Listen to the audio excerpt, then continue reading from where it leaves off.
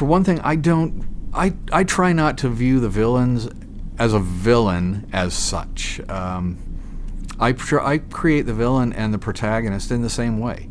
They are both a person who has wants and needs, things they want to accomplish, get, whatever. They have the same motivations. More often than not, the villain, to be a good villain, in my opinion, should not really think he's the villain. Look at Darth Vader. Until the moment that the Emperor was killing Darth Vader's son, Darth Vader thought he was on the right side. And that was his eye-opening experience.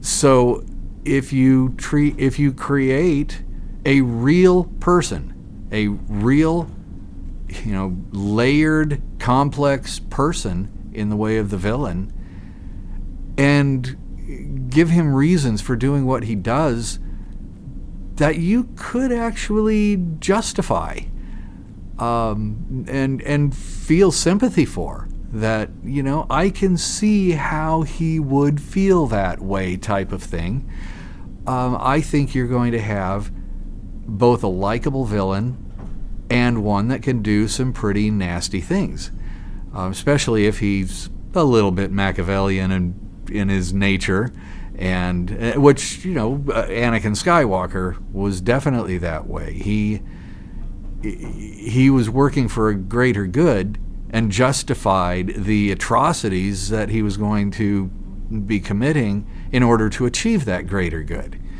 And because of that, he was relatable, he was likable, he had, he was a little bit of a spoiled brat, but that kind of added to his personality.